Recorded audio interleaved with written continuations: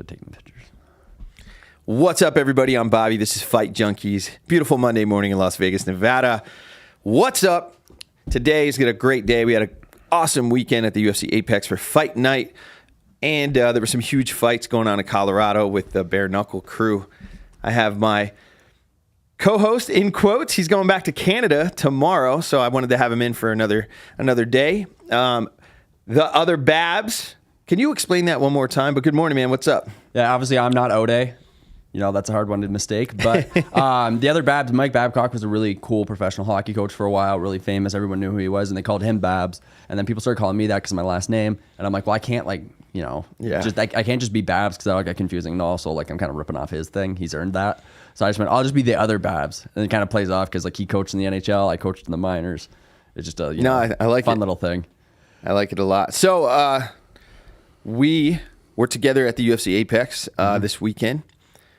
Great lineup. You know what? I got to say, the casual fans probably won't know a lot of the fighters that were on the card. But if you're an actual fan or somebody in the industry like ourselves who, have a show or are really in depth, you know that it was a stacked card from top to bottom. And I have to start with the main event because it was literally the caliber of a championship fight. I have not seen in person a fight like that in a very long time. I don't know how you felt about it, but I was sitting next to you, and I think the whole room was losing it.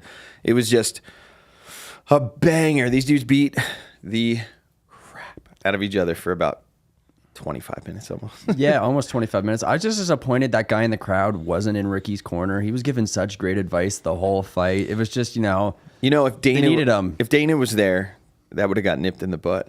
Dude, there was a guy in the stands, for anyone that doesn't realize the joke I'm making, giving Ricky a lot of corner advice from the stands, some of which obviously did not make any sense. And I'm not a coach, but I am going to ask a coach who's going to be in here later today if they ever go shut the fuck up, please. I know it's someone related to the guy or something like that, but the Apex is quiet, right? Yeah, if you've never been to the Apex, it's a small group, usually Dana's crew and, some VIP tickets that I think you could buy. I don't even know how that works. $2,000. It's $2,000 per seat. It's dope, though. I got to sit next to Kevin Holland when I went there. Oh, you did? Yeah. Shout out to Austin. Good morning, Austin. Good morning. I was just going to make a note that Babs and the guy next to him both were calling corner advice from the stands. Never. No. To your other side. Who's sitting next to you? Oh, Conor McGregor. Yeah, we're going to get into that. Yeah. Holy shit. But it's more of a private setting. Yep. And you could hear everything. That's what you can literally hear. And marvelous. When you have somebody in the crowd who looks like he's never seen a gym in his entire life, it's very unprofessional to be screaming at a pro fighter who's in a crazy main event fight live on ESPN Plus for the world to see. I mean, that's like, you can't hear your corner. Let me go on a rant real quick because this pisses me off. All right, I'd throw my hair back. First of all, shut the fuck up. Okay, all right. I have no idea what it's like to be in the octagon, but I've definitely trained in many different areas at a high level, and I need to be able to hear my leadership. I need to.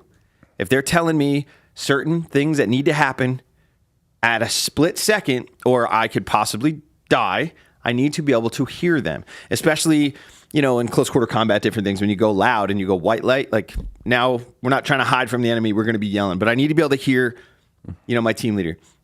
I can't imagine what it's like when you have another professional fighter that is the same size as you, who wants the same goal and the same gold belt, and you got some asshole 20 feet maybe? Oh, man. Yeah, maybe at the most, it's 50 feet away from the guy. Yeah. But the difference is, it's a voice this guy probably recognizes because he has to be related to the dude with the amount of call-outs he was given. He has to be a No, he friend yelled at everybody. I don't You think it was the same guy? No.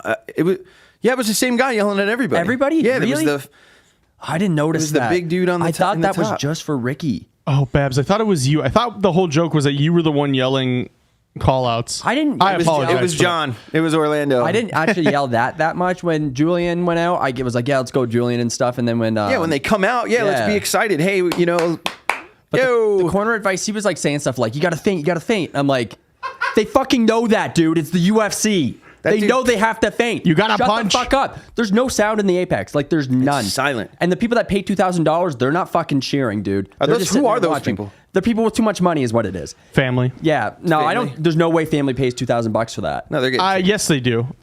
No. Here's the thing.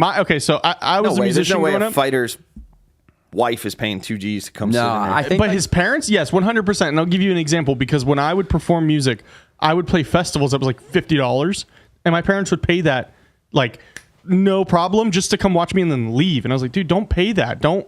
Yeah, but parents, you're talking $50. But knowing parents, they would definitely. I would pay $2,000 to watch my kid fight. He's like an incredible guitarist. Yeah. The reason why I disagree on that point though is because you don't hear them cheering that much. They're pretty quiet on that opposite side. I don't. They're pretty quiet on that opposite side. Like, they don't really do anything. I saw the one guy's wife like come out from the back and sit there, but I've heard that like They're probably just fans who, have a lot of money. Yeah. And I asked, somebody told me this, I can't remember who, but they had to get tickets on Dana's side for somebody's parents to go watch the fights. And this has happened like multiple times. Yeah. So anyways, getting back to where we were though. Yeah, I was on a rant Yes, go. about. I'm angry Yes. because these guys put a lot of work into it, and you could literally cost them the fight if they can't hear their corner, and their corner saying "step your left leg over" or giving some type of coaching ability for them to get the upper hand or pass movements or get a better strike. For instance, Conor McGregor. We'll get into that. He yelled uppercut to Eddie Alvarez while he was fighting Chad Mendes in bare knuckle. Eddie heard him. I know. It could have been the other way around. But Eddie heard him say uppercut. He threw an uppercut. It connected, and then he pointed at Conor, which was dope. It was fire. Yeah, that's different. Yeah, I was gonna say if Connor's, I would pay $2,000 to have Connor yell from the stands. Yeah, much different. If you're an asshole and you get to go to a private event to watch fighters, be respectful. This is a martial art. They put a lot of work, a lot of blood, sweat, and tears, a lot of training, a lot of behind the scenes that people don't see. You get to literally shove your face, drink Happy Dads, eat steak and chicken, and walk your fat ass to the little chair and then have a blast. And these are people who their life is literally on the line. So shut up, be respectful, and that's it. I'm done with that rant. I like to joke around and stuff like that, have fun. At one point, I really wanted to yell, "If you ain't first, you last, Ricky." Because like they're just like, the guy's not giving good call outs. One of our other buddies was there. He was like kind of making a few, but like I didn't want to be loud. Michael Chiesa was giving some stuff. He was like saying some stuff because he was in between because he does the post fight show. Yep. He was saying some stuff and I go like, acceptable. Also, it's a voice he'll recognize, and what Chiesa was saying like made sense and stuff, and he's allowed to do that. But if you're just a fan, parent, whatever, don't say anything. Especially if you're not parent. a coach. If the kid's in the cage is gonna recognize your voice, shut the fuck up. Even if it's your wife, anything. Don't talk. Let the corner do their thing. Anywhere else, though, I mean, you can sometimes not even hear your corner. Well, in that event, Yes. inside the Apex, Dana had some personal things going on that I found out later. Yeah. Nothing bad, just good, positive family stuff. So he wasn't there, but I've been in there where, like, you'll get kicked out. Yep. If you're yelling, like, don't. Oh, man. The hill will turn around and just point, and they'll come get you. Like, shut the fuck up. The Contender Series, right before Rosas had his debut on Contender, there was some guy straight up cornering. Like, I guess he probably wasn't able to get his license, but he was cornering from up top, and no one said anything. They're like looking around, looking at him. Everyone like kind of looked at each other. Someone's manager was there, and the guy just went like shrugged his shoulders, and I'm like, oh, I see what's going on here. But it was straight up. He was straight up just cornering though, because he wasn't allowed to be licensed. That was fucking kind of funny. But then there was another guy who almost got kicked out because he was drunk, just like talking shit, like go, and I'm like, that guy almost got ganked. My buddy from the UK that I was with, Matt. Shout out to Matt Bailey. What's up, bro? It's good to see you. He's not a Scouser and he's not from like London. He's like kind of from the middle, and he's got a strong accent. And this guy was smashing Happy Dad. Shout out Happy Dad. I love the watermelon. It was really good. The cherry's good too. But yeah, just smashing Happy Dads right by the cage was pretty dope. His accent going along with like, oh, fuck, mate. Like every time someone got kicked or punched in the face, it was killing me all night. Yeah. Especially the 185ers who went. There was a low blow. Yeah. And then right after the low blow, I guess it pissed him off because he came with that haymaker overhand right Yep. and knocked this dude like Francis Ngannou about 7 feet. That was the hardest hit I think of the whole night. But There was a couple leg kicks where I went like, "Oh shit!" But even then, I'm trying to keep my voice down. Like I'm not that trying big to guy, make it about me. remember? I asked you, I was like, "How old do you think he is?" Yeah. he looked like he was my age, like late 30s, 40s. He looked like The guy with the maybe dreads? from the island. No, like maybe Samoan or like Polynesian. Yeah, I wish I had the card. He was in front leg of me. kicking. They were heavyweights. Yeah, the heavyweights guys. What was his fucking name though? I forget. I'd never seen him before, but he Yeah. was a stud. So did you guys ever get the Orlando talk before going into the? Because I got the Orlando talk before going into the Apex. John knows. No, well, he because like I went, which I think I don't know if I don't know if it was this weekend or last weekend, but one of the heavyweights, Waldo, was his name. He's anyways. I went to his contender series, and John looks at my dad because he took my dad and I, and he's Oh, all you like, went to the contender series. yeah. And my dad's like, or John's like, hey. So be careful what you say because you don't know who the fuck is sitting next to you. Could be their family. It Yeah. could be. And so I was like, all right, that's no problem. But yeah, I don't know if he gave you guys because I've never Yeah, been to Twitter turns into real life real quick Yeah. when you're watching a fight and think- everybody can hear you say some dumb shit. John knows me so well that he knows he doesn't even have to say. A Well, you're fucking Canadian. word. You can't. You don't have a bad blood in your body. Oh, dude. And I'm No, also when the an switch adult. flips- Like I know When my switch not to act flips- like an asshole. when the switch flips, like you guys know, when my switch flips, it's like that's it. Now I've been at Yankee games right by first base, I know where you're going. going nuts on the pitcher. Yeah. See, So where they looked at me, like the pitcher Yeah. hears me. he's like, hey, man, talk. shut the fuck up, man. Oh, I wouldn't. And I'm like, See, the best ones 20. are the minor league games. When we like our Yeah. minor league team here, when they used to play at Cashman, I watched a dude get ejected because he kept calling the pitcher a bitch. you know, Yeah. Yankee Stadium. No one's. No, you can't. I'm from New York. Like Yeah. everybody's. You know, Yankee has, in a, New has Jersey. a handicap. We're all talking shit. I mean, I don't care if we're down 30 fucking points. We're losing it.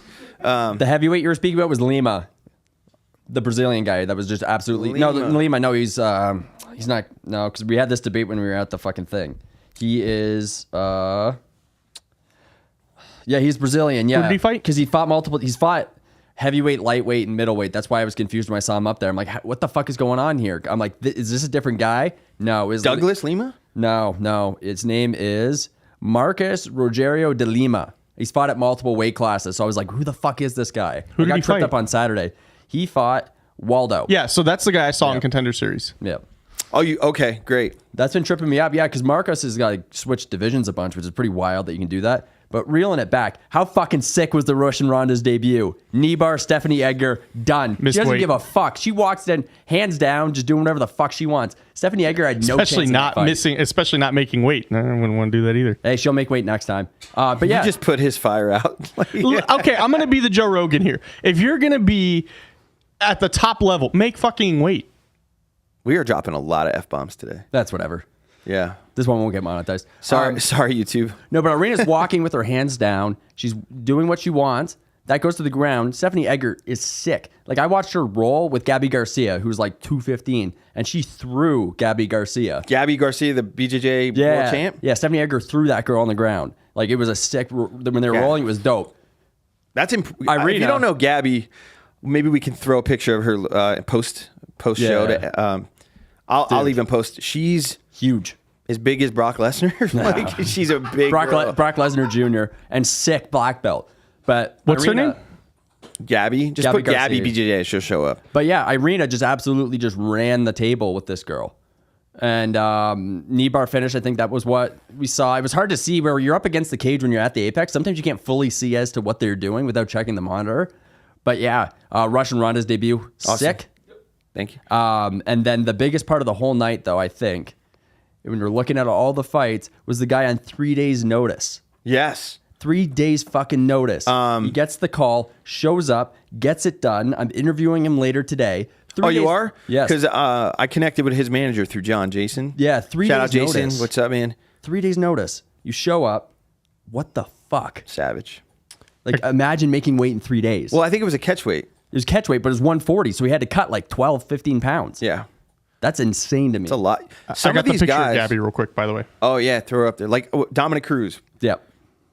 my size, like in height and like Yeah. width.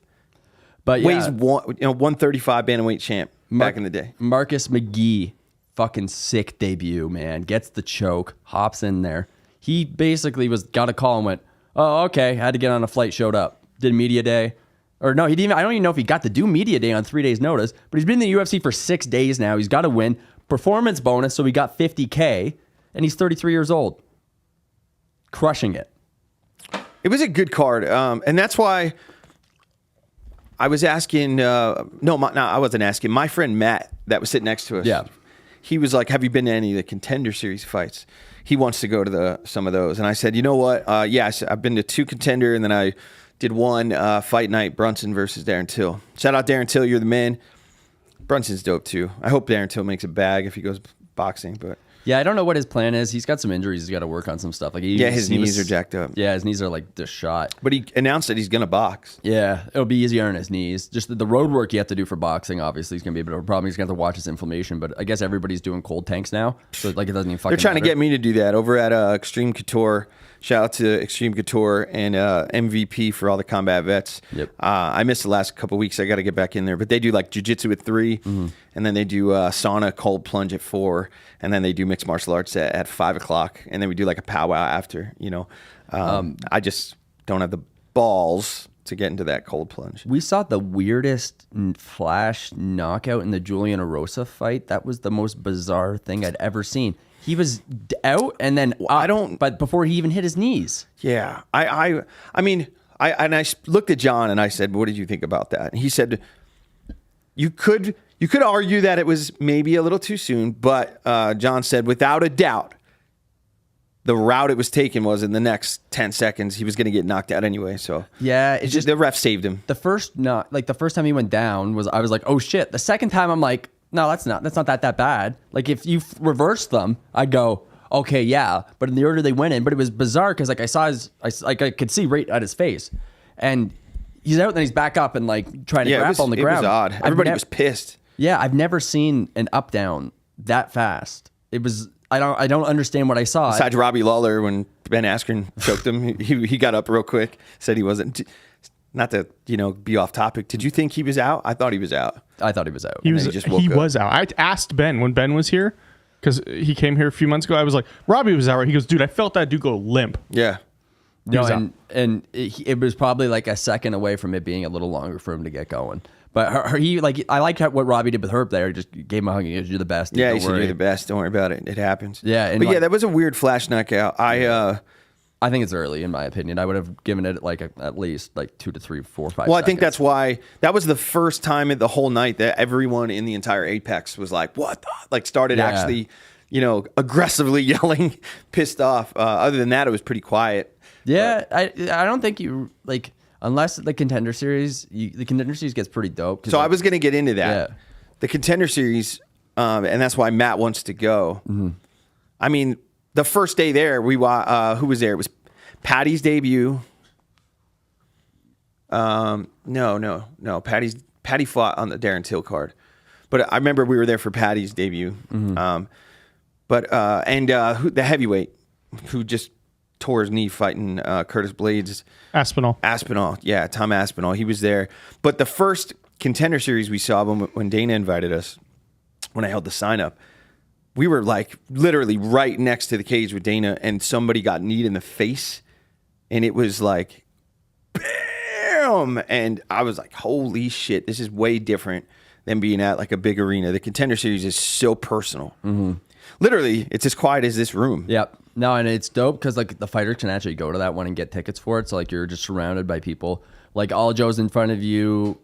Mike Jackson was sitting there. That's how I met O'Day. The first time I met O'Day. Kevin Holland bumps into your dad and apologizes to him. And I told my dad, "Hey man, you better be careful. He'll fuck you up." Yeah, all the fighters go. I was sitting next to Calvin Gastelum. Shout out Calvin. What's up, brother? Got to get you on Fight Junkeez. I'm gonna send this clip to you later because you got to come on the show. That's how I met Ryder Newman, who I'm shocked isn't signed by the UFC yet. That guy's on a tear right now. He was on Tough. Okay. Which was just announced. Yeah, so we're gonna have an episode soon, eh? Oof. May 30th. Yeah. Yeah. So the Ultimate Fighter. What a good promo that they did for this Ultimate Fighter. Granted, it's Conor McGregor and Michael Chandler, who are just made for that shit. I mean, that they. And I like that it's authentic. They're both just who they are. There's some people that come out in the suits and they get all the crazy tattoos and they do it to be flashy and they're extra to get it's a little cringe. Both of them are just who they are, and it's obviously worked for them. Yep. I'm excited to watch The Ultimate Fighter for the first. I've watched every one of them, but I've kind of done it out of habit. I'm very excited for this one. Yeah, I'm sure it's going to be interesting and stuff. And then like Conor was pretty in the news. He's been like around dive into doing it, bro. Stuff. I like that he went to the fight, but like him holding the belt, Conor McGregor will never fight in bare knuckle. Yeah, but lay the land down for everybody. Conor's never going to be allowed to be let out of his UFC contract to go to bare knuckle. Bare knuckle might be able to pay him. I don't know where they get their money from. I don't know anybody that actually watches every single one of those events. But I do. Okay, well, Bobby, I know one guy now. I know somebody too. I know one guy, but Conor will never be let out of his UFC contract, and I believe he has several fights on it. They will never let him out to do BKFC. I don't know how much they paid him to show up to the event. I don't know how much they paid him to get in the ring and do everything that he did. It was the best thing that's happened at BKFC. You will never see Conor McGregor fight there ever at all. Period. I'm going to clip that, and then that's a great clip. I'm going to do the Curb Your Enthusiasm music in about 6 months. No, there's no way. Dana won't let him out. Like straight up. Why would they? That's their cash cow. Yep. And to be honest, Conor probably got a good amount of money to show up. Yep.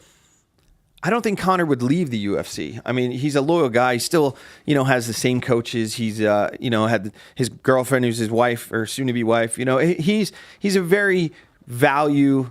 He's kind of Jekyll and Hyde. It depends. Like he'll punch an old man in the face, but he'll also be with his wife for 17 years and keep his coaches. So, but I just don't see him ever leaving the UFC. I think he has a great relationship, and he owes everything to the UFC. Yeah. So. But yeah, if you didn't know, Bare Knuckle was this weekend in Colorado. Huge card for Bare Knuckle.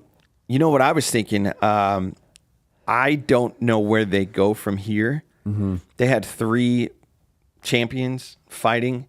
One that, in Chad Mendes, who fought Conor McGregor for a featherweight title. Yeah. And Aldo. I mean, Bare Knuckle, I have to ask you this. You've had a great card this weekend. Luke Rockhold versus Mike Perry, Chad Mendes, Eddie Alvarez. Where are you going to go from here? Unless you sign Francis Ngannou, who we just found out is not going to go to one championship as early as 2 hours ago. Yep. I'm kind of worried about Bare Knuckle now because everybody likes to peak and get that ultimate payday and have all the limelights. But where do you go from there? Where do you go? Where do you think they go? I think they just have to do the Bellator route that Bellator did for several years, was where they get these guys that are done in the UFC or the UFC is done with, and then pull them in and do their thing. The issue is that Bellator realized really quickly that was not working, and people weren't interested in it as much as if you build your own brand and do everything like that. No, they have some people that are over there that are doing stuff that are just these bare knuckle fighters, but they're having to use clout from somewhere else to build up their business. You can only do that for so long. And the guys that are willing to go fight bare knuckle, typically, with the exception of I think MVP, are all guys who are over the hump of becoming a UFC champion. Now with Luke Rockhold there, I didn't want to see him fight, period, because I think his last fight in the UFC was one of the best fights in UFC history. I think he had a good note, and you could have just left it as is. He was a champ everywhere he needed to be. It was unfortunate that he shattered his teeth. I think ego is why he stepped in there. You got a guy in Luke Rockhold who, I met at the Bare Knuckle press conference. Yep. Tremendous guy, very, very big guy. If you don't, we watch these guys on TV when you're standing next to, I'm 200 pounds. Mm-hmm. So when I see a 185er, I automatically think I'm going to be as big as him. Luke Rockhold's a monster. Big as hell. So going from being the Strike Force and UFC champ, I think he underestimated a 50-50 fighter and, went in there thinking he was actually going to win. And Mike Perry's a dog. So, shout out Mike Perry. You're a savage. Come on, Fight Junkeez, brother. Let's get it. And I think Luke's mouthpiece probably was completely shit. Yeah, they had to be. It had to be improperly set, or just not what he needed to be using. Because in UFC, you're gonna have relatively the same amount of force. He might have only had a top. Some of these guys get in with just the top, so they can breathe a little bit better. Did you guys hear what he said? He said that because there was no gloves, the knuckles were it just weaseled his way in and just caught him right on the tooth. Yeah, but he should have, the mouth guard should be able to catch a little bit of that. It's in hockey, guys will get hit in the mouth and you won't see all their teeth blow the fuck up. No, you'll just see them puck. Yeah.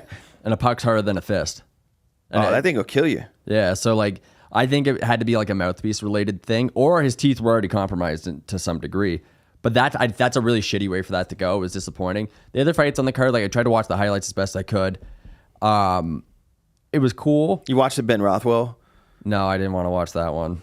Yeah. Unfortunately, there's some of these guys who I look at and I don't want to see them fight anymore. I have trouble looking at it. Well, he did great. Same. His debut, Ben Rothwell is a complete savage. We all know that. Especially with nut shots. With his I'm laugh. still fucking salty about that. With his his last fight in the UFC with or not, maybe not his, but Stefan Struve's last fight, and he just kept kicking him in the nuts. That way Stefan Struve had nothing after the fourth one. Ben Rothwell was kicking him? Yeah. I mean, I get it. Call it in, not planned, but he knew what he was doing. You could tell after he did it 4 times. Oh shit. And the ref just was like, all right, man, hey, don't kick him in the nuts. I'm a winner, man. And if I got to bite your neck to win, I'm going to bite you. Hey, but that's not shout out Mike Tyson. That's against the rules. I know. Colby Covington will poke you in the eye But 6 yeah, times. it's just sometimes with this BKFC stuff, I like it's cool, and then like it's not, and that's how I feel. Like there's some of these guys that like you've seen that are going to be on cards, like, and then the commission goes like, yeah, we're not letting this guy fight, and like if you're running a promotion and the commission's saying like this guy's fought too much, we can't have him on the card. It makes me a little uncomfortable to watch it. I'm spaced on Gegard. No. Melvin Gerard, he wasn't allowed to fight. The commission wouldn't license him. Really? I didn't know that. Yeah, it's just too much damage, and then they're gonna throw him in another fight. Bare knuckle. Yeah, that kind of like really killed it for me. I watched the first event I think they had, or second event, and I'm just like, God. Yeah, I've watched a lot of them because I'm intrigued.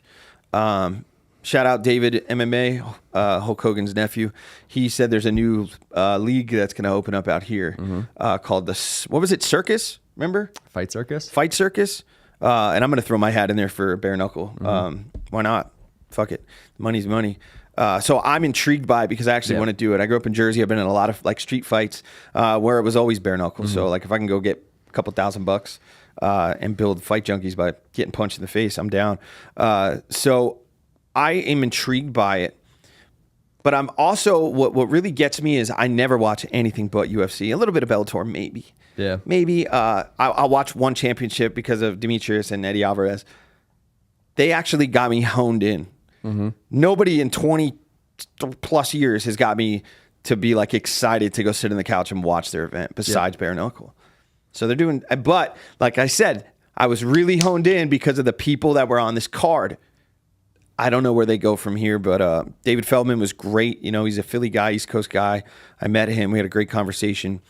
Everybody in bare knuckle was super, super nice. I don't know. I'm a little worried. It's like me. I got the hottest girl. I married her. There's nowhere else to go now. So they got all the hot chicks, and now they're gone. And now where do you go? Yeah, and there's a lot of rumblings going on with like apparently the PFL might be buying Bellator and stuff like that. I haven't seen like one of the big organizations really report on it too much. Yeah. But if that happens, I don't think it's the right time. Like I think Bellator is a real strong 1B right now. I think that Patchy Mix would be the bantamweight champion in the UFC. You do? Yeah. Oh, yeah, you're real high up. Who else said that? David. David said that. Yeah, David said that. You think he beats Aljo? Yeah, but I think Aljo beats Henry Cejudo this weekend, and the line is now Talk moving. that shit. Let's get into that. May 6th, next week. This coming Saturday in Newark, New Jersey, we have a championship fight with Aljamain Sterling defending his belt for the 3rd time against former double champ and Olympic gold champion Henry Cejudo, who's been out on the couch for 3 years. And when they say on the couch, I don't know, because if you see, he's been training with not only just Demetrius Johnson, one of the GOATs, he's also like all of John Jones' camps. He was in there. So I'm very interested in this Henry versus Aljo fight. But I don't know. I just saw them next to each other. Aljo is like a 145er. Yeah, he's big. He's a big boy. And I looked at the betting line because I've been checking the screen because I work with OddsJam, another site now, and I'm just trying to see where the lines are going. Where they at? It's 10. So as of when I looked a little earlier, we might see some fluctuation on certain books, just depending on how much money goes on one guy. So Cejudo has now moved to actually be an underdog. It was like it was even money for a little bit there, but now Cejudo's line like a is minus moving. 110 or something. Yeah, it's like minus 110, minus 115, and you're going to see that climb. I think you're going to see a lot of the money end up on Aljo. I got Aljamain Sterling at minus 105, and I'm happy with that number.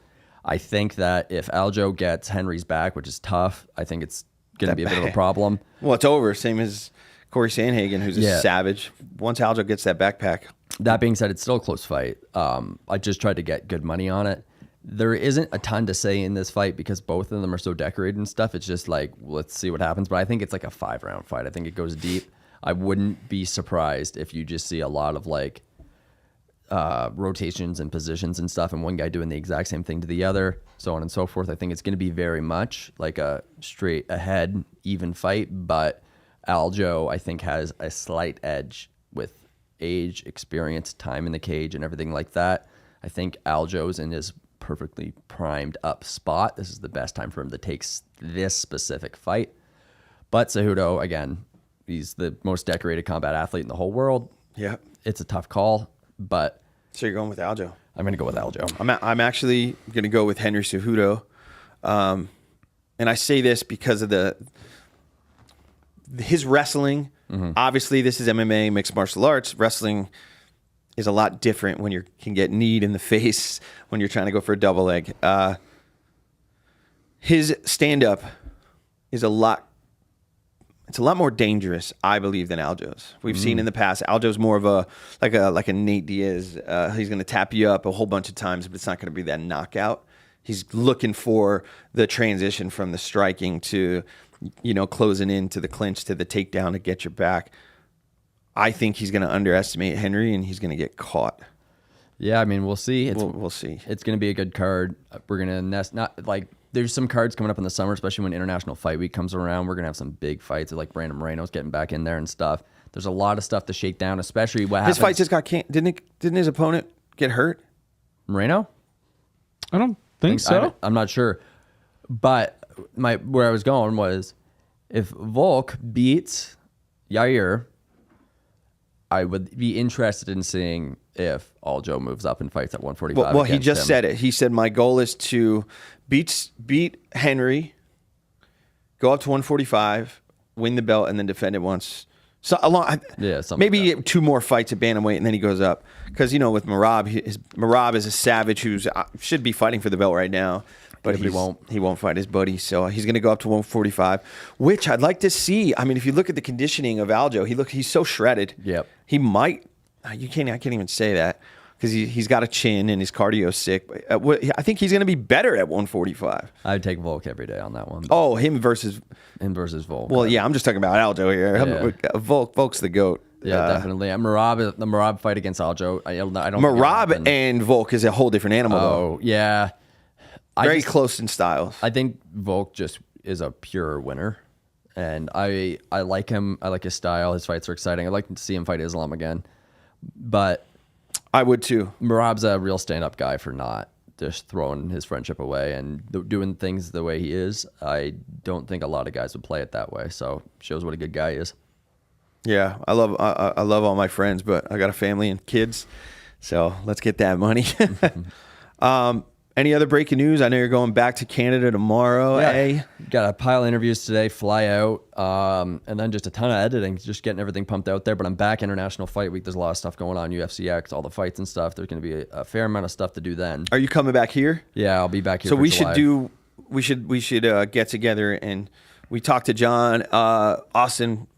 UFC X, which I believe is a event, International Fight Week. Yeah, it's a big conference. You can there's all sorts of booths. You can meet fighters. You can do all sorts of stuff. Nick Merckx does a big event there for his video game stuff. It's a really fun time to do on sites talking to fans. Yeah, and it's fun. They have a podcast studio there that you can set up. I'd like to set up a studio in the convention center. Sure, I used to have to watch it because when I worked at 2K, I was in the building right next to where they would have it, so I could look down from my office and see everybody having fun while I'm slaving away. But yeah, UFC X will definitely do some stuff when I'm down next time. Bro. Tomorrow's my birthday, ladies and gentlemen. 25. Let's go, baby. 25. Damn, I wish. I'll be 37. I'm excited. I'm going to shout out to Dr. Leslie. She's going to babysit our beautiful little girl Thursday. This is the first time we'll be away from her in 4 months. Well, I've been obviously going to work. My wife's never been away from the baby, and unless I have her, which is... well needed. We need to go away. So we're super excited. But I'm gonna get back out on the strip. Thank you to everybody. This is we're 7 weeks in. Yeah. Yeah, we're cooking, man. So I had a blast, hanging out with you this week and just making some content, going to the fights, man. And John's good with you. I'm good with you. Reach out. You ever need anything? I'll be right there. And good luck on your interviews today. Appreciate it. And let's kill it. So, all right, Fight Junkeez. Follow us, like, share, subscribe. I appreciate everybody. Have a beautiful week. Go crush it. You cannot get out of a bad mindset by just thinking about being happy. You got to get off your ass and go make some shit happen. So, cheers to everybody. Austin, thank you.